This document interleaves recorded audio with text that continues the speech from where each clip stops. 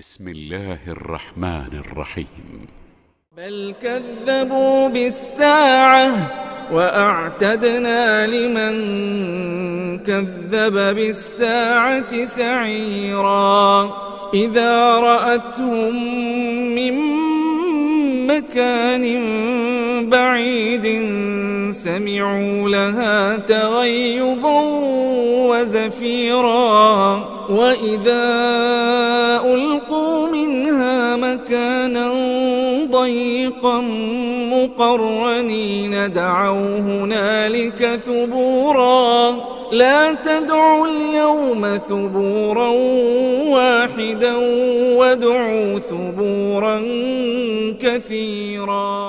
അസ്സലാമു അലൈക്കും വറഹ്മത്തുള്ളാഹി വബറകാതുഹു. ഖുർആൻ പദം 1202 ദിവസത്തിലേക്ക് എല്ലാവരെയും ഹാർദമായി സ്വാഗതം ചെയ്യുന്നു. പരിശുദ്ധ ഖുർആനിലെ 25-ാമത്തെ അധ്യായമായ സൂറത്തുൽ ഫുർഖാനിലെ 11 മുതൽ 14 വരെയുള്ള ആയത്തുകളാണ് ഇന്ന് പഠനവിധേയമാക്കുന്നത്. ക്ലാസ് ആരംഭിക്കുന്നതിനായി ആദരണീയനായ ഡോക്ടർ എ.ഐ. വിലായത്തുള്ള സാഹിബിനെ ക്ഷണിക്കുന്നു. അസ്സലാമു അലൈക്കും വറഹ്മത്തുള്ളാഹി വബറകാതുഹു. أعوذ بالله من الشيطان الرجيم. بسم الله الرحمن الرحيم. بل كذبوا بالساعة وأعتدنا لمن كذب بالساعة سعيرا إذا رأتهم من مكان بعيد سمعوا لها تغيظا وزفيرا وإذا ألقوا منها مكانا ضيقا مقرنين دعوا هنالك ثبورا لا تدعوا اليوم ثبورا واحدا وادعوا ثبورا كثيرا صدق الله العلي العظيم. സൂറത്തുൽ ഫുർഖാനിലെ 11 മുതൽ 14 വരെയുള്ള ആയത്തുകളാണ് നിങ്ങളെ ഓടിക്കേൾപ്പിച്ചിട്ടുള്ളത്. മുഹമ്മദ് നബി സല്ലല്ലാഹു അലൈഹി വസല്ലമയുടെ പ്രവാചകത്വമാണ് ഇവിടെ മാറ്റുരക്കപ്പെടുന്ന വിഷയം. അള്ളാഹു മുഹമ്മദ് നബി സല്ലല്ലാഹു അലൈഹി വസല്ലമക്ക് മുഴു ലോകങ്ങളെയും താക്കീത് ചെയ്യുന്നതിനായിട്ട് സത്യാസത്യ വിവേചകമായ വേദഗ്രന്ഥം അവതരിപ്പിച്ചു കൊടുത്തിരിക്കുന്നു എന്ന ഒരു പശ്ചാത്തലത്തിലാണ് മുഹമ്മദ് നബി സല്ലല്ലാഹു അലൈഹി വസല്ലമയുടെ അദ്ദേഹം അവകാശപ്പെടുന്ന വിധത്തിലുള്ള പ്രവാചകത്വം അംഗീകരിക്കാൻ കൂട്ടാക്കാതെ അതിനെ നിഷേധിക്കുകയും തള്ളിക്കളയുകയും ഒക്കെ ചെയ്തുകൊണ്ട് അദ്ദേഹത്തിന്റെ നാട്ടുകാർ പ്രതികരിക്കുന്നത്. ആ നിഷേധവും അതുപോലെ തിരസ്കാരവും ഒക്കെ ചെയ്തുകൊണ്ടിരുന്ന ഘട്ടത്തിൽ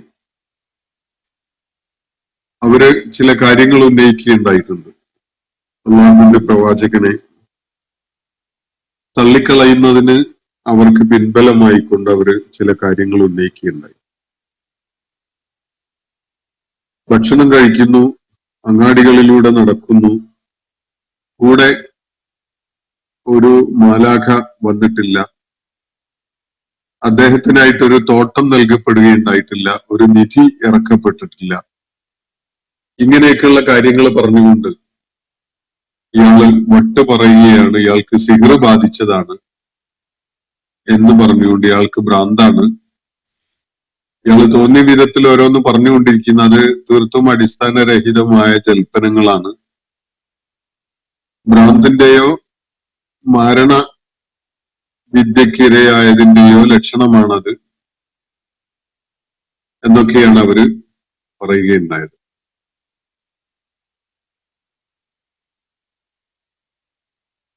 അതേപോലെ തന്നെ ജനങ്ങളോടായിട്ട് അവര് പറഞ്ഞുകൊണ്ടിരുന്നത്, മുഹമ്മദ് നബി സല്ലല്ലാഹു അലൈഹി വസല്ലമയെ പിൻപറ്റാൻ സന്നദ്ധരായി വന്ന ജനങ്ങളോടായിട്ട് പറയുകയുണ്ടായത്, നിങ്ങൾ പിൻപറ്റുന്നത് മാരണം കാരണമായി, ഗൂഢോത്രം കാരണമായി ഭ്രാന്ത് വന്ന അല്ലെങ്കിൽ മനോനില തെറ്റിയ ഒരാളെയാണ് എന്നാണ് അവർ പറയുകയുണ്ടായത്. എന്നാൽ യഥാർത്ഥത്തിൽ ഇതൊന്നും ആയിരുന്നില്ല കാരണം. ഇവരീ പറയുന്ന കാര്യങ്ങളൊന്നും അത്ര പ്രാധാന്യമുള്ള കാര്യമല്ല. അള്ളാഹു തന്റെ ദൂതന് വേണമെങ്കിൽ എത്രയോ സമ്പത്തും ഐശ്വര്യവും ഒക്കെ നൽകിയെന്ന് വരും. അദ്ദേഹത്തിന്റെ അകമ്പടിയായിട്ട് ധാരാളം മാലാഖമാരെ തന്നെ അയച്ചു എന്നും വരും. അതൊന്നും അള്ളാഹുവിനെ സംബന്ധിച്ചിടത്തോളം യാതൊരു പ്രയാസമുള്ള കാര്യമല്ല. എന്നാൽ അതൊന്നുമല്ല കാര്യം. ഇവിടെ പറഞ്ഞ സംഗതികളൊക്കെ പരിഹരിക്കപ്പെട്ടു എന്ന് വെക്കുക. നബി സല്ലല്ലാഹു അലൈഹി വസല്ലം വളരെ സമ്പന്നനായി. അദ്ദേഹത്തിന് വലിയ ഉദ്യാനങ്ങളും തോട്ടങ്ങളും ഒക്കെ നൽകപ്പെട്ടു. സാമ്പത്തികമായി ഭദ്രമായ അടിത്തറയുള്ള ആളായി. അതുപോലെ മലക്കുകള് അദ്ദേഹത്തെ അക്കമ്പനി ചെയ്തുകൊണ്ട് ദൗത്യ നിർവഹണം നടത്തുന്ന ഘട്ടത്തില് മുന്നിലും പിന്നിലുമായി മലക്കുകള് അദ്ദേഹത്തോടൊപ്പം ഉണ്ട്, അകമ്പടിയായിട്ടുണ്ട് എന്നൊക്കെ സങ്കല്പിച്ചു നോക്കുക. ഇങ്ങനെയൊക്കെ ആണെങ്കിൽ പോലും ഈ ആളുകള് അള്ളാഹുവിന്റെ ദൂതനെ അംഗീകരിക്കുവാനോ അദ്ദേഹത്തെ പിൻപറ്റുവാനോ സന്നദ്ധരാവുകയില്ല. അതിന് മറ്റൊരു കാരണമുണ്ട്. അതാണ് ഇവിടെ ചൂണ്ടിക്കാണിക്കപ്പെടുന്നത്. ഈ പ്രശ്നങ്ങളൊക്കെ പരിഹരിച്ചുകൊണ്ട് അള്ളാഹു മുഹമ്മദ് നബി സല്ലല്ലാഹു അലൈഹി വസല്ലമയെ ഈ ന്യായങ്ങളൊന്നും ഉന്നയിക്കാൻ പറ്റാത്ത വിധത്തില് ദൈവിക പ്രവാചകനായി നിയോഗിച്ചയച്ചു എന്ന് വെക്കുക. അങ്ങനെയാണെങ്കിൽ പോലും ഈ ആളുകള് അദ്ദേഹത്തെ സ്വീകരിക്കാനോ അംഗീകരിക്കാനോ പോകുന്നില്ല. അതിന് ഒരു കാരണമുണ്ട്. ആ കാരണമാണ് നമ്മൾ ഇന്ന് വായിച്ചു വെച്ച ആയത്തുകളിലായിട്ട് അള്ളാഹു ചൂണ്ടിക്കാണിക്കുന്നത്. കാര്യം ഇതാണ്. നമുക്ക് ഇന്ന് വായിച്ച ആയത്തുകളുടെ തുടക്കം 11-ാമത്തെ ആയത്ത് മുതൽ ഒന്ന് ശ്രദ്ധിച്ചു നോക്കുക. ബൽ കസ്സബൂ ബിസ്സാഅ. കാര്യം അങ്ങനെയല്ല. അവര് പറഞ്ഞുകൊണ്ടിരിക്കുന്ന, അവര് ഇങ്ങനെ ജൽപ്പിച്ചുകൊണ്ടിരിക്കുന്ന കാര്യമല്ല, സംഗതിയല്ല യാഥാർത്ഥ്യം. ബൽ അങ്ങനെയല്ല. ഇതുവരെ പറഞ്ഞ കാര്യങ്ങൾ അവിടെ ഒന്നുമല്ല സംഗതികളുടെ കിടപ്പ് എന്ന് പറഞ്ഞിട്ട് പറയുന്നത് കസ്സബൂ ബിസ്സാഅ. അവര് സാഅത്തിനെ നിഷേധിച്ചു എന്നതാണ് കാരണം. അവർക്ക് മരണാനന്തര ജീവിതത്തില് വിശ്വാസമില്ല എന്നതാണ് അവര് ഇതിനെ വളരെ നിസ്സാരമായിട്ട് എടുക്കുന്നതിനുള്ള കാരണം. ഒരു അന്ത്യസമയം വരാനിരിക്കുന്നു. അത് കാര്യങ്ങളുടെ ഒരു നിർണയമായി മാറും. മനുഷ്യനെ അവന്റെ പ്രവർത്തനങ്ങളെ, അവന്റെ ചെയ്തികളുടെ അടിസ്ഥാനത്തിൽ വിലയിരുത്തപ്പെടുന്ന, വിചാരണ ചെയ്യപ്പെടുന്ന ഒരു സന്ദർഭം സംജാതമാകും. അതോടെ നന്മ ചെയ്തവർക്ക് സന്തോഷദായകമായ പ്രതിഫലവും തിന്മ ചെയ്തവർക്ക് അങ്ങേയറ്റത്തെ ക്ലേശകരമായ ശിക്ഷയും ഏറ്റുവാങ്ങേണ്ടി വരും എന്ന ഒരു കാര്യത്തിൽ ഈ ആളുകൾ വിശ്വസിക്കുന്നില്ല. അതിനെ അവർ പൂർണ്ണമായിട്ടും തള്ളിക്കളയുന്നു എന്നതാണ് ഈ പ്രവാചകനെയും പ്രവാചകൻ മുന്നോട്ട് വെക്കുന്ന ജീവിത ദർശനത്തെയും ഒക്കെ നിസ്സാരമായിട്ട് കാണാൻ, ഈ വളരെ നിസ്സാരമായ വാദങ്ങൾ ഉന്നയിച്ചുകൊണ്ട് അതിനെ തള്ളിക്കളയാൻ അവരെ പ്രേരിപ്പിക്കുന്ന ഘടകം ഇതാണ്, വേറെ ഒന്നുമല്ല. മലക്ക് കൂടെ ഇല്ല എന്നതല്ല, ഭക്ഷണം കഴിക്കുന്നു എന്നതല്ല, അങ്ങാടികളിലൂടെ നടക്കുന്നു എന്നതല്ല, ഒരു വലിയ നിധി അദ്ദേഹത്തിന് നൽകപ്പെട്ടില്ല എന്നതല്ല, സ്വന്തം ഉടമസ്ഥതയിൽ വലിയ ഗംഭീരമായ ഒരു തോട്ടം ഇല്ല എന്നതല്ല. ഇതൊന്നുമല്ല കാരണം. യഥാർത്ഥ കാരണം അവര് ഈ ജീവിതം മരണത്തോട് അങ്ങ് തീരും, പിന്നെ ഒന്നും അറിയേണ്ടതില്ല എന്ന ഒരു തോന്നലാണ് അവർക്കുള്ളത്. അതുകൊണ്ടാണ് അവര് പ്രവാചകനെയും ആ പ്രവാചകൻ മുന്നോട്ട് വെക്കുന്ന ജീവിത ദർശനത്തിനെയും നിസ്സാരമായിട്ട് കാണുന്നത്. മരണം വരെയുള്ളൂ, അത് അടിച്ചു പൊളിച്ച് ആസ്വദിച്ച് അങ്ങ് ജീവിക്കാം, അതിനുശേഷം പ്രത്യേകിച്ചൊന്നുമില്ല എന്ന ഒരു ധാരണ വെച്ച് പുലർത്തുന്ന ഒരാളാണെങ്കിൽ തീർച്ചയായിട്ടും നബി സല്ലല്ലാഹു അലൈഹി വസല്ലം പഠിപ്പിക്കുന്ന ഈ ജീവിത ദർശനം ഉൾക്കൊണ്ട് ജീവിക്കുക എന്ന് പറയുന്നത് പ്രയാസകരമാണ്, നഷ്ടമാണ്. കാരണം ജീവിതം എന്ന് പറഞ്ഞാൽ ഈ ഹയാത്തു ദുനിയ മാത്രമല്ലേ ഉള്ളൂ. അപ്പോ പരമാവധി ആസ്വാദനം പരമാവധി ജീവിതം ആനന്ദിച്ച് തീർക്കുക എന്നത് ഇവിടെ ഈ ജീവിതകാലത്ത് തന്നെ നടക്കേണ്ട ഒരു കാര്യമാണ്. അതിന് പകരം ത്യാഗപൂർണമായ വെല്ലുവിളികൾ നിറഞ്ഞ, പ്രതിസന്ധികൾ നിറഞ്ഞ, ക്ലേശകരമായ ഒരു ജീവിതം ഇവിടെ ജീവിച്ചു പോവേണ്ടി വരുന്നത് എന്തുകൊണ്ടും വലിയ നഷ്ടമാണ് എന്നാണ് അവർ കരുതുന്നത്. കാരണം മരണത്തോടെ കഴിഞ്ഞു എല്ലാം എന്ന ഒരു ധാരണയുള്ള, അങ്ങനെയുള്ള ഒരു തെറ്റിദ്ധാരണയിലാണ് അവർ കഴിയുന്നത് എന്നതാണ് വസ്തുത. ഇതാണ് യഥാർത്ഥത്തിൽ അവര് മുഹമ്മദ് നബി സല്ലല്ലാഹു അലൈഹി വസല്ലമിനെയും അദ്ദേഹം കൊണ്ടുവന്നിരിക്കുന്ന ഈ സത്യാസത്യ വിവേചകമായ വേദഗ്രന്ഥത്തെയും തള്ളിക്കളയുന്നതിന് അവർക്ക് കാരണമായിട്ടുള്ളത് എന്നതാണ് അള്ളാഹുവോട് ചൂണ്ടിക്കാണിക്കുന്നത്. കാര്യം അങ്ങനെയല്ല, ഇങ്ങനെയാണ്. വസ്തുത അതല്ല. ബൽ എന്ന് പറഞ്ഞാൽ അങ്ങനെയല്ല, ഇതുവരെ പറഞ്ഞതിനെ നിഷേധിക്കുകയാണ്. ഇതൊന്നുമല്ല കേട്ടോ കാര്യം. എന്താണ് കാര്യം? കസ്സബൂ ബിസ്സാ, അവര് സാഅത്തിനെ നിഷേധിക്കുന്നവരായി എന്നതാണ് കാര്യം. സാഅത്ത് എന്നാൽ സമയം, അതുപോലെ നാഴിക എന്നൊക്കെയാണ് അർത്ഥം. സാഅത്ത് അതാണ് പിൽക്കാലത്ത് മണിക്കൂർ, വാച്ച്, ക്ലോക്ക് എന്നൊക്കെ ഉള്ള വിധത്തില് വിവക്ഷിക്കപ്പെടാൻ തുടങ്ങിയിട്ടുള്ളത്. വിശുദ്ധ ഖുർആന്റെ അവതരണത്തിന് ശേഷമാണ്, ഒരുപക്ഷെ നൂറ്റാണ്ടുകൾ തന്നെ പിന്നിട്ടതിന് ശേഷമാണ് 24 മണിക്കൂർ ഉള്ള ഒരു ദിനം എന്ന ഒരു ആശയത്തിലേക്ക് നമ്മൾ എത്തുന്നതൊക്കെ. ദിവസത്തിനെ 24 ഭാഗങ്ങളാക്കി തിരിച്ചിട്ട് അവയിൽ ഓരോ ഭാഗത്തിനെയും മണിക്കൂർ എന്ന് വിളിക്കാൻ തുടങ്ങിയതും, ഓരോ മണിക്കൂറിനെയും 60 ഭാഗങ്ങളാക്കി തിരിച്ച് അതിൽ ഓരോ ഭാഗത്തിനെയും മിനിറ്റ് എന്ന് വിളിക്കാൻ തുടങ്ങിയതും ഒക്കെ തന്നെ അതിനേക്കാളും താഴെയുള്ള പരിമാണങ്ങളെ അടയാളപ്പെടുത്താൻ തുടങ്ങിയതും ഒക്കെ തന്നെ വിശുദ്ധ ഖുർആന്റെ അവതരണം കഴിഞ്ഞ് നൂറ്റാണ്ടുകൾ തന്നെ പിന്നിട്ടതിന് ശേഷമാണ്. അതിനുശേഷം അറബി ഭാഷയില് സാഅത്ത് എന്ന വാക്ക് നമുക്ക് ക്ലോക്കിന് ഉപയോഗിക്കുന്നത് കാണാം, വാച്ചിന് ഉപയോഗിക്കുന്നത് കാണാം. അതുപോലെ സമാനമായ ആശയങ്ങളെ സൂചിപ്പിക്കാനൊക്കെ സാഅത്ത് ഉപയോഗിക്കുന്നുണ്ട്. അതുപോലെ വഖ്ത് എന്ന അർത്ഥത്തിലും സമയം എന്ന അർത്ഥത്തിലും ഈ പദം ഉപയോഗിക്കുന്നത് കാണാം. എന്നാൽ ഈ പദത്തിനോടൊപ്പം അലിഫ് ലാം ചേർന്ന് വരുമ്പോ, അസ്സാ എന്ന് വരുമ്പോ അതിന് വളരെ വ്യത്യസ്തമായ ഒരു അർത്ഥമാണുള്ളത്. മഅറൂഫായിട്ട് തന്നെയുള്ള അർത്ഥം അന്ത്യസമയം എന്നതാണ്. ലോകം അവസാനിക്കുന്ന സമയം. ലോകത്തിലെ സകല സൃഷ്ടിജാലങ്ങളും ഒടുങ്ങിപ്പോകുന്ന ഒരു സമയമുണ്ട്. അള്ളാഹു മുഴു ലോകവും നശിക്കാൻ നിശ്ചയിച്ചു വെച്ചിരിക്കുന്ന സമയം. എല്ലാം നശിക്കും എന്ന് വിശുദ്ധ ഖുർആൻ പറയുന്നു.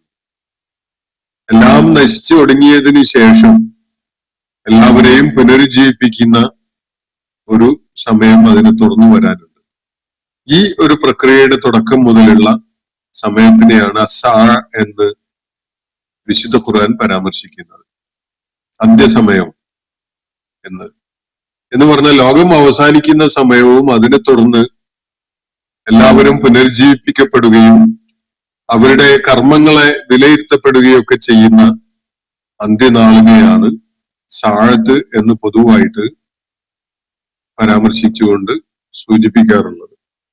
അപ്പോ ഈ ഒരു സംഗതിയെ എന്ന് പറഞ്ഞാൽ പാരത്രിക ജീവിതത്തെ, മരണശേഷമുള്ള ഒരു മരണാനന്തര ജീവിതത്തെ ഇവര് നിഷേധിക്കുന്നു എന്നതാണ് വളരെ ലാഘവത്തോടു കൂടി ഇതിനെ കാണാൻ അവരെ പ്രേരിപ്പിക്കുന്ന ഘടകം. മരണത്തിന് ശേഷമാണ് യഥാർത്ഥ ജീവിതമുള്ളത് എന്ന് ബോധ്യമുള്ള കൂട്ടരാണെങ്കിൽ ഈ പ്രവാചകനെ ഇങ്ങനെ നിസ്സാരമായിട്ട് അവർ കാണൂല. അദ്ദേഹം പറഞ്ഞുകൊണ്ടിരിക്കുന്ന കാര്യങ്ങളെ അവർ നിസ്സാരമായിട്ട് കൈകാര്യം ചെയ്യുകയുമില്ല, അതിനെ ഗൗരവത്തിലെടുക്കും. പക്ഷെ അവരുടെ ഉള്ളിലേക്ക് അങ്ങനെ ഒരു വിശ്വാസം കയറിയിട്ടില്ല. അവരിപ്പോഴും ജീവിതം എന്ന് വെച്ചാൽ ഈ ഇന്നമൽ ഹയാത്തു ദുന്യ എന്ന് പറയുന്ന അവസ്ഥയിലാണുള്ളത്. ജീവിതം എന്ന് വെച്ചാൽ ഈ ദുനിയാവിലെ ജീവിതം മാത്രമാണ്. നമൂത്തുവനഹിയ, നമ്മള് അങ്ങനെ ജീവിച്ച് മരിക്കുന്നു എന്നതാണ് അവർ പറയുന്ന കാര്യം. അതിനപ്പുറത്തേക്ക് മരണാനന്തരം പിന്നെ ഒരു ജീവിതമില്ല ഒരു വിളിച്ചുകൂട്ടലില്ല, ഒരു പുനരുദ്ധരിക്കലില്ല, ഒരു പുനരുജ്ജീവനമില്ല. ഇതാണ് അവരുടെ മനസ്സിലുണ്ടായിരുന്ന നിലപാട്, അല്ലെങ്കിൽ അവര് ശിരസേറ്റിയിരുന്ന ഒരു ധാരണ അതാണ്. ഇത് കാരണമായിട്ടാണ് അവർക്ക് പ്രവാചകനെ ഉൾക്കൊള്ളാൻ പറ്റാത്തത്, അവര് അൽ ഫുർഖാനെ തള്ളിക്കളയുന്നത് എന്നാണ് അള്ളാഹു ഇവിടെ ചൂണ്ടിക്കാണിക്കുന്നത്. ബൽ കസ്സബു ബിസ്സാഅ, എന്നാൽ കേട്ടോളൂ, വഅഅതദ്ന ലിമൻ കസ്സബ ബിസ്സാഅതി സഈറ, ഒരു സംശയവും വേണ്ട, മരണശേഷം ഒരു ജീവിതമുണ്ട് എന്നതിനെ നിഷേധിക്കുന്നവർ, അന്ത്യസമയത്തെയും അന്ത്യസമയത്തെ തുടർന്നുള്ള പാരത്രിക ജീവിതത്തെയും തള്ളിക്കളയുന്നവർ, അവർക്കായിട്ട് നാം ഒരുക്കി വെച്ചിരിക്കുന്നു കത്തിക്കാളുന്ന നരകത്തെ. അവർക്കായിട്ട് സഈറിനെ ഒരുക്കി വെച്ചിരിക്കുന്നു എന്നാണ് അള്ളാഹു ഇവിടെ പറയുന്നത്. വഅഅതദ്ന ലിമൻ കസ്സബ ബിസ്സാഅതി സഈറ. സഈർ എന്ന് പറഞ്ഞാല് ആളിക്കത്തുന്ന എന്നാണ് അർത്ഥം. ആളിക്കത്തുന്ന നരകം. അങ്ങനെ ഒരു സംവിധാനം നാം ഒരുക്കി വെച്ചിട്ടുണ്ട് എന്നത് അവർ അറിഞ്ഞുകൊള്ളത്. യാതൊരു ഉത്തരവാദിത്വം ഇല്ലാതെ തോന്നിയ പോലെ ജീവിച്ച് അങ്ങ് മരിച്ചു പോകാം, പിന്നെ ഒന്നും അറിയേണ്ടതില്ല എന്ന് കരുതി ജീവിക്കുന്ന ആളുകൾ തീർച്ചയായിട്ടും ഈ താക്കീതൊന്ന് കേൾക്കേണ്ടതുണ്ട്. നിശ്ചയമായിട്ടും അങ്ങനെ കരുതുന്ന ആളുകൾക്കായിട്ട് അള്ളാഹു പറയുന്നു, വഅഅതദ്ന ലിമൻ കസ്സബ ബിസ്സാഅതി സഈറ. സാഹത്തിനെ നിഷേധിച്ചുകൊണ്ട് കഴിയുന്ന ആളുകൾക്കായിട്ട് നാം തീർച്ചയായിട്ടും ആളിക്കത്തുന്ന നരകത്തെ ഒരുക്കി വെച്ചിട്ടുണ്ട്. സഈർ എന്ന് പറഞ്ഞാല് ആളിക്കത്തുന്നത് എന്നാണ് അർത്ഥം. നരകത്തെ സൂചിപ്പിക്കുന്ന ഒരു വാക്കാണ്. ജഹന്നം എന്ന പദം ഉപയോഗിക്കുന്ന പോലെ മറ്റൊരു വാക്ക് സഈർ, അതിങ്ങനെ ബ്ലേസ് ചെയ്തുകൊണ്ടിരിക്കും എന്നാണ് പറയുന്നത്. ആളിക്കത്തുന്ന ജ്വാലകൾ അങ്ങനെ ഉയർന്നുകൊണ്ടിരിക്കുന്ന നരകം അവർക്കായിട്ട് ഒരുക്കി വെച്ചിരിക്കുന്നു. ഇനി ആ നരകത്തിന്റെ പ്രത്യേകതയും ഒന്ന് മനസ്സിലാക്കിക്കോളൂ. ഇദാ റഅതുഹും, ആ നരകം അവരെ കണ്ടാൽ, അത് വല്ലാത്തൊരു പ്രയോഗമാണ്. നരകം അവരെ കണ്ടാൽ എന്ന്. അപ്പൊ നരകത്തിന് കാണാനും കേൾക്കാനും സെൻസിബിൾ ആയിട്ട് അല്ലെങ്കിൽ സെൻസിറ്റീവ് ആയിട്ട് പ്രതികരിക്കാനും ഒക്കെ കഴിയും എന്നാണ് ഇവിടെ സൂചിപ്പിക്കപ്പെടുന്നത്. ഇദാ റഅതുഹും, ആ സഈർ, ആ നരകം അവരെ കാണാനിടയായാൽ, മിൻ മക്കാനിൻ ബഈദിൻ, അകലെ നിന്നായിട്ട് തന്നെ. നരകത്തിന്റെ നേരെ ആനയിക്കപ്പെട്ടു വരുന്ന ആളുകളെ വിദൂരതയിൽ നിന്ന് തന്നെ നരകം കാണുമ്പോൾ നരകം അവരെ സ്വാഗതം ചെയ്യുന്ന ഒരു കാര്യമുണ്ട്. എന്താണത്? സമീഉ ലഹാ തഗയ്യുളൻ വസഫീറ. നല്ല വാദ്യമേളങ്ങളോടെയാണ് നരകം അവരെ സ്വീകരിക്കുക. ആ വാദ്യമേളങ്ങൾ അവർക്ക് കേൾക്കാൻ കഴിയും. എന്താണ് ആ വാദ്യമേളങ്ങള്? തഗയ്യുളൻ വസഫീറ. തഗയ്യുൽ എന്ന് പറഞ്ഞ കോപമാണ്. അതിഭീകരമായ വിധത്തില് നരകം അവരുടെ നേരെ കോപിച്ചു കൊണ്ടുവരും. അതുപോലെ വലിയ ആരവവും സൃഷ്ടിച്ചുകൊണ്ടാണ് നരകം അവരെ സമീപിക്കുക. റോറിംഗ് ആൻഡ് റേജിങ് എന്ന് ഇംഗ്ലീഷിൽ വേണമെങ്കിൽ പറയാം. റേജിങ് എന്ന് പറഞ്ഞാൽ കോപാഗ്നി ഇങ്ങനെ ജ്വലിക്കുക, ദേഷ്യം അതിഭീകരമായ വിധത്തിൽ പ്രകടമാക്കപ്പെടുന്നതിനാണ് ഗയ്യിൽ എന്ന് പറയാം. അതിന്റെ മറ്റൊരു രൂപമാണ് ഗയ്ല്. ഗയ്ല് എന്ന് പറഞ്ഞ കോപം, കഠിനമായ കോപം. അതുപോലെ ജഫീർ എന്ന് പറഞ്ഞ ആരവാണ്. എന്ന് പറഞ്ഞാൽ കോപം പ്രകടിപ്പിക്കുന്ന ഒരു പശ്ചാത്തല ശബ്ദം. പശ്ചാത്തലമായിട്ട് നമുക്ക് ഒരാൾ കോപിക്കുകയാണ് എന്നത് അയാളുടെ മുഖം വിവരണമാകുമ്പോൾ തന്നെ നമുക്ക് മനസ്സിലാവും. അയാളുടെ സംസാരത്തില് കൂടുതൽ പ്രകടാവും. അയാളുടെ ശബ്ദ ചേരുവകള് അതത് നമുക്ക് കൺഫേം ചെയ്തു തരും. അപ്പൊ ഇവിടെ നരകത്തെ കുറിച്ചാണ് പറയുന്നത്. അകലെ നിന്ന് തന്നെ ആയിട്ട് നരകത്തിലേക്ക് ആനയിക്കപ്പെടുന്ന ആളുകളെ കാണാൻ നരകത്തിന് അവസരമുണ്ടാകുന്നതോടെ നരകം എന്ത് ചെയ്യുന്നു? ഇദാ റഅതുഹും മിൻ മകാനിൻ ബഈദിൻ, വിദൂരമായ സ്ഥലത്ത് നിന്ന് തന്നെ നരകത്തിന് അവരെ കാണാൻ പറ്റിക്കഴിഞ്ഞാൽ സമീഉ ലഹാ, അവർക്ക് അതിൽ നിന്ന് കേൾക്കാനാകും. ആ നരകത്തെ അവർ കേൾക്കും. എന്താ കേൾക്കുക? നരകത്തിന്റെ തഗയ്യുലം വസഫീറ, തഗയ്യുലും സഫീറും നരകത്തിൻ്റെതായിട്ട് അവർ കേൾക്കും. നരകം ഇങ്ങനെ പൊട്ടിത്തെറിക്കുന്ന അതിഭീകരമായ വിധത്തില് കോപിച്ചുകൊണ്ടിരിക്കുന്ന അതിഭീകരമായ വിധത്തിലുള്ള നരകത്തിന്റെ ആരവം അതവർക്ക് കേൾക്കാൻ കഴിയും. അതൊക്കെ വളരെ സെൻസിബിളായ, അതുപോലെ സെൻസിറ്റീവായ വിധത്തിലാണ് ഇവിടെ അവതരിപ്പിക്കുന്നത്. അതിനെ നമുക്ക് അതിന്റെ മുഖവിലക്ക് എടുക്കാതെ തള്ളിക്കളയേണ്ട യാതൊരു കാര്യമില്ല. കാരണം ഏതിനും സംസാര വൈഭവം നൽകപ്പെടുന്ന ഒരു നാളാണത്. നരകൻ ചോദിക്കും ഹൽ മിൻ മസീദ്, ഇനിയും ഇല്ലേ, ഇത്രേ ഉള്ളോ എന്ന് ചോദിക്കുന്ന കാര്യം ഖുർആൻ പറയുന്നുണ്ട്. ഹൽ മിൻ മസീദ്, അള്ളാഹു നരകത്തിനോട് ഹലിം തല നിറഞ്ഞില്ലേ എന്ന് ചോദിക്കുമ്പോ നരകം അതൃപ്തി കാണിച്ചുകൊണ്ട് പറയുക ഹൽ മിൻ മസീദ്, തീർന്നോ, ഇനിയൊന്നും ഇല്ലേ എന്നാണ്. അപ്പൊ ഈ ഒരു ഭാഷണം അള്ളാഹു പ്രത്യേകം പറയുന്നത് ഓരോന്നിനെയും സംസാര വൈഭവമുള്ളതാക്കി മാറ്റുന്ന, ആർട്ടിക്കുലേറ്റ് ആക്കി മാറ്റുന്നത് അള്ളാഹുവാണ്. നമ്മുടെ കൈകാലുകള്, നമ്മുടെ ശരീരാവയവങ്ങള്, അതുപോലെ ചർമ്മം ഒക്കെ നമുക്കെതിരിൽ സാക്ഷ്യം പറയുന്ന നാളിൽ നമ്മൾ അത്ഭുതപ്പെട്ടുകൊണ്ട് അവയോട് ചോദിക്കും, നീ എന്താ എനിക്കെതിരിൽ സാക്ഷ്യം പറയുന്നത്? അപ്പോ നമ്മുടെ തന്നെ അവയവങ്ങൾ പറയുക ഇങ്ങനെയാണ്, അന്തഖനല്ലതി അന്തഖ കുല്ല ശൈ എന്നാണ്. എല്ലാറ്റിനും സംസാര വൈഭവം കൊടുത്തിരിക്കുന്ന, എല്ലാറ്റിനെയും ആർട്ടിക്കുലേറ്റ് ആക്കിയിരിക്കുന്ന അള്ളാഹുവാണ് ഞങ്ങളെയും ആർട്ടിക്കുലേറ്റ് ആക്കിയിരിക്കുന്നത് എന്നാണ്. എല്ലാറ്റിനെയും സംസാരിക്കുന്നവനാക്കിയ അള്ളാഹു ആണ് ഞങ്ങളെ സംസാരിക്കുന്നവനാക്കിയിട്ടുള്ളത്. ഇന്ന് ഞങ്ങൾക്ക് മിണ്ടാതിരിക്കാൻ കഴിയില്ല, ഞങ്ങൾ പറഞ്ഞുകൊണ്ടേയിരിക്കും. കാരണം ഞങ്ങളെ സംസാരിക്കുന്നവരാക്കിയിട്ടുള്ളത് അള്ളാഹുവാണ്. എല്ലാറ്റിനും സംസാര വൈഭവം കൊടുത്തിട്ടുണ്ട് അവൻ എന്നാണ്. മണൽത്തരികളും നമ്മൾ കാണുന്ന നമ്മുടെ സാന്നിധ്യം അടയാളപ്പെടുത്തപ്പെട്ടിട്ടുള്ള സകല സംഗതികളും ആർട്ടിക്കുലേറ്റ് ആക്കപ്പെടുന്ന ഒരു ദിവസമാണത്. എല്ലാവരും സാക്ഷ്യം പറയാൻ വേണ്ടി അള്ളാഹുവിന്റെ മുന്നിൽ വരുന്ന ഒരു നാള്.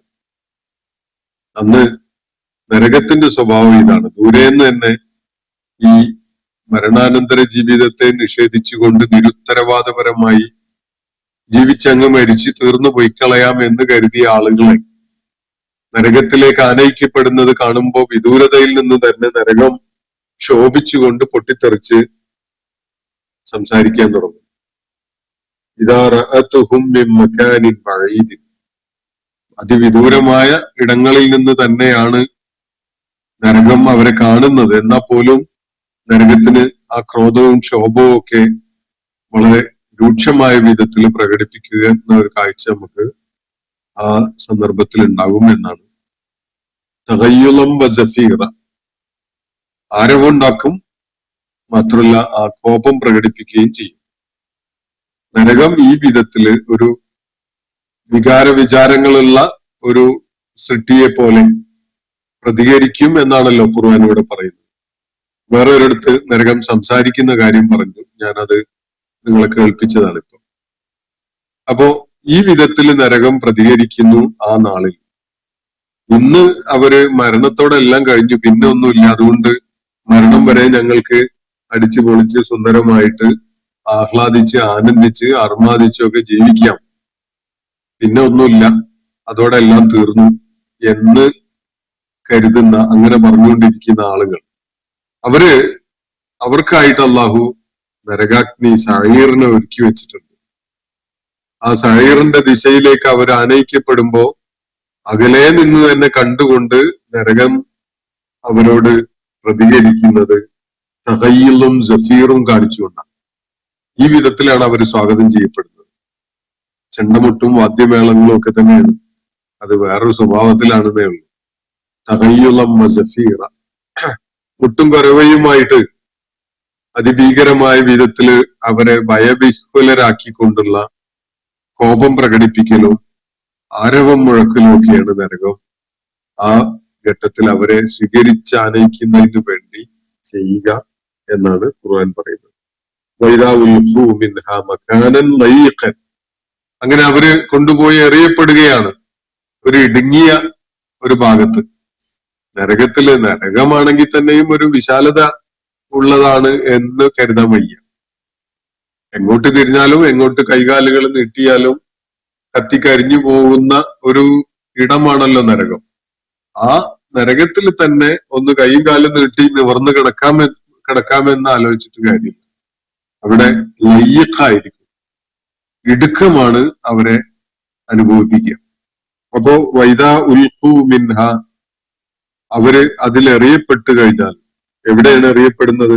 മക്കാനൻ ലയ്യഖൻ, ഇടുക്കമുള്ള ഒരിടത്ത്, ലയ്യക്കായ ഒരു മക്കാൻ, ഒരു സ്ഥലത്ത്. അപ്പൊ നരകത്തിൽ അങ്ങേയറ്റത്ത് ഇടുക്കം അനുഭവപ്പെടുന്ന ഒരിടത്ത് അവരെറിയപ്പെട്ടു കഴിഞ്ഞാൽ എങ്ങനെയാണ് എറിയപ്പെട്ടിട്ടുണ്ടാവുക? മുഖർറനീന, കൈകാലുകൾ ബന്ധിതരായിക്കൊണ്ടാണ്, കൈകാലുകൾ ചങ്ങലക്കിട്ട വിധത്തിലാണ് അവര് നരകത്തിലേക്ക് എറിയപ്പെടുക. കൈകാലുകൾ ചങ്ങലകൾ കൊണ്ട് ബന്ധിതമായ അവസ്ഥയിൽ നരകത്തിന്റെ ഒരു ഇടുങ്ങിയിടത്ത് അവരെ കൊണ്ടുപോയി എറിഞ്ഞു കഴിഞ്ഞാൽ ദഅൂഹുനാലിക, അവിടെ വെച്ച് അവര് പ്രാർത്ഥിക്കും. സുബൂറ, നാശം ചോദിച്ചുകൊണ്ട്, മരിച്ചു പോയിരുന്നെങ്കിൽ, ഒന്ന് ചത്തു കിട്ടിയിരുന്നെങ്കിൽ എന്ന് പറഞ്ഞുകൊണ്ട് അവരവിടുന്ന് ആർത്ത് കരയാൻ തുടങ്ങും. ദഅൂഹുനാലിക സുബൂറ, സുബൂറാണ് അവര് തേടുക, ഒരു സഹായമൊന്നുമല്ല. തീർത്തും പ്രതീക്ഷ അറ്റവനാണല്ലോ നരകത്തിലെത്തുക. നരകത്തിലെത്തിയ ആളുകള് ആ ഘട്ടത്തിൽ നടത്തുന്ന ഒരു പ്രാർത്ഥന ദഅൂഹുനാലിക, അവര് വിളിച്ചു തേടും ആ സന്ദർഭത്തിൽ അവിടെ വെച്ച് സുബൂറ, ഒന്ന് തീർന്നു കിട്ടിയിരുന്നെങ്കിൽ എന്ന്. സുബൂറാണ് അവര് തേടുന്നത്. സുബൂർ എന്ന് പറഞ്ഞാല് അവരെ പൂർണ്ണമായും ഇല്ലാതാക്കുന്ന ഒരു നാശം, മരണം, ഒന്ന് മരിച്ചങ്ങ് ഇല്ലാതായി കഴിഞ്ഞിരുന്നെങ്കിൽ എന്ന് ആഗ്രഹിച്ചുകൊണ്ട് അവര് അതിനായിട്ടാണ് അവിടെ അവരുടെ വിളികൾ ഉയർത്തുക, പ്രാർത്ഥനാ വിളികൾ ഉയർത്തുക. അപ്പൊ അവർക്ക് കിട്ടുന്ന ഉത്തരം എന്താണ്? ദഅൂഹുനാലിക സുബൂറ, ഞങ്ങൾക്ക് സുബൂർ തന്നിട്ട് ഈ കഥയൊന്ന് അവസാനിപ്പിക്കണേ, ഞങ്ങൾ അങ്ങ് മരിപ്പിച്ച് ഇനി ഞങ്ങൾക്കൊന്നും കാണേണ്ടതില്ലാത്തൊരവസ്ഥയിലേക്ക് ഞങ്ങളെ ആക്കണമേ എന്നാണ് അവർ ചോദിക്കുന്നത് തന്നെ. വലിയൊരു ഇളവാണ് ചോദിക്കുന്നത്. അത് തങ്ങളെ ഇല്ലാണ്ടാക്കണം എന്നുള്ളതാണ്. അല്ലാതെ സുഖാനന്ദങ്ങളുടെ ഒരു ജീവിതത്തിലേക്ക് ഞങ്ങളെ അയക്കണേന്നൊന്നും അല്ല അവർ പറയുന്നത്. അതിനൊന്നുള്ള പ്രതീക്ഷയോ പ്രത്യാശയോ ഒന്നും അവരിൽ ബാക്കിയില്ല. മറിച്ച് അവര് തേടുന്നത് ഞങ്ങളൊന്ന് നശിപ്പിച്ചു തന്നാൽ മതിയായിരുന്നു എന്ന് പറഞ്ഞുകൊണ്ടാണ്. അപ്പൊ അവർക്ക് കിട്ടുന്ന ഉത്തരം എന്താണ്? ലാ തദൂൽ യൗമ സുബൂറ, ഇന്ന് നിങ്ങൾ ഒരു നശിപ്പിക്കൽ തേടേണ്ടതില്ല, നിങ്ങൾ ഒരു മരണത്തെ ആഗ്രഹിക്കുകയോ തേടുകയോ ചെയ്യേണ്ട ഇന്ന്. കാരണം എന്താ? ലാ തദൂൽ യൗമ സുബൂറം വാഹിദ, ഒരു സുബൂർ, ഒറ്റ മരണം, അത് നിങ്ങൾ ഇന്ന് ചോദിക്കണ്ട. വധൂ സുബൂറൻ കസീറ, ധാരാളം മരണങ്ങളെ ചോദിച്ചോളൂ. ഇതാണ് അള്ളാഹു അവരെ തീക്ഷ്ണമായ വിധത്തിൽ പരിഹസിച്ചുകൊണ്ട് അവർക്ക് നൽകുന്ന മറുപടി.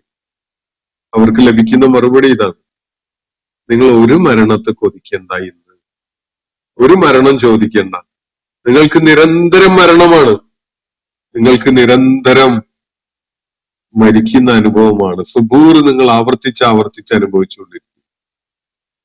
നിങ്ങൾ ജീവൻ വെക്കും, ശിക്ഷ ഏറ്റുവാങ്ങും, ശിക്ഷയുടെ അതിഭീകരമായ അവസ്ഥകളിലൂടെ നിങ്ങൾ കടന്നു പോകും. അങ്ങനെ മരിച്ചു എന്ന് തോന്നി നിൽക്കുമ്പോൾ വീണ്ടും നിങ്ങൾക്ക് പുതിയ തൊലി കിട്ടും, പുതിയ ശരീരം കിട്ടും, അതുപോലെ പുതിയ ഒരു ജീവൻ തിരിച്ചു കിട്ടിയ അവസ്ഥയിലേക്ക് വരും. അവിടുന്ന് വീണ്ടും തുടങ്ങുകയാണ് നിങ്ങൾക്കുള്ള ശിക്ഷ. അതുകൊണ്ട് നിങ്ങൾ ഇന്ന് ഒരു നാശത്തെയല്ല, ഒരു മരണത്തെയല്ല ആഗ്രഹിക്കേണ്ടത്. നിങ്ങൾ ചോദിച്ചോളൂ, മരണം നിങ്ങൾക്ക് കിട്ടും. എത്ര മരണമാണ്? ഒന്നല്ല, നിരന്തരം തുടരെ നിങ്ങൾ മരിച്ചുകൊണ്ടേയിരിക്കും. തുടരെ മരിച്ചുകൊണ്ടിരിക്കണമെങ്കിൽ തുടരെ ജീവൻ കിട്ടിക്കൊണ്ടിരിക്കണം. അതാണ് ഇവിടെ സൂചിപ്പിക്കപ്പെടുന്നത്. ലാ യമൂതു ഫീഹ വലാ യഹ്യ, അവരതില് മരിക്കുന്നുമില്ല ജീവിക്കുന്നുമില്ല എന്നുള്ള അവസ്ഥയായിരിക്കും. അല്ലെങ്കിൽ മരിക്കുകയും ജീവിക്കുകയും ചെയ്തുകൊണ്ടിരിക്കുന്നു എന്ന അവസ്ഥയാവും. അങ്ങനെയാണല്ലോ, ജീവൻ തിരിച്ചു കിട്ടുകയും വീണ്ടും മരണപ്രക്രിയയിലേക്ക് പ്രക്രിയ തുടങ്ങുകയും അങ്ങനെ അതിന്റെ അതിഭീകരമായ അവസ്ഥകൾ, തൊലിയും ശരീരവും ചർമ്മവും ശരീരാവയവങ്ങളൊക്കെ വെന്തുരുകുന്ന ആ അനുഭവം. അങ്ങനെ മരിച്ചു എന്ന് കരുതുന്ന ഒരു ഘട്ടത്തിലേക്ക് എത്തി തിരിഞ്ഞു നോക്കുമ്പോഴേക്ക് വീണ്ടും പഴയതുപോലെ തൊലിയൊക്കെ വന്ന് ശരീരാവയവങ്ങളൊക്കെ വീണ്ടും ഉണ്ടായി.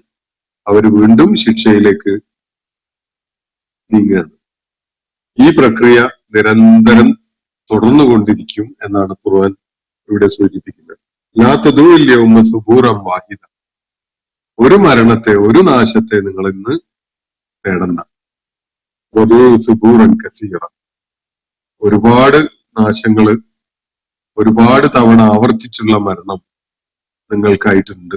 അത് നിങ്ങൾ തേടിക്കോളൂ എന്നാണ് ആ ഘട്ടത്തിൽ അവർക്ക് നൽകപ്പെടുന്ന മറുപടി. ഇന്നത്തെ സെഷൻ ഞാനിവിടെ അവസാനിപ്പിക്കുകയാണ്. സൂറത്തുൽ ഫുർഖാനിലെ 11 മുതൽ 14 വരെയുള്ള ആയത്തുകളാണ് നമ്മൾ ഇന്ന് പഠന വിധേയമാക്കിയിട്ടുള്ളത്. അള്ളാഹു നമ്മെ എല്ലാവരെയും അനുഗ്രഹിക്കുമാറാവട്ടെ.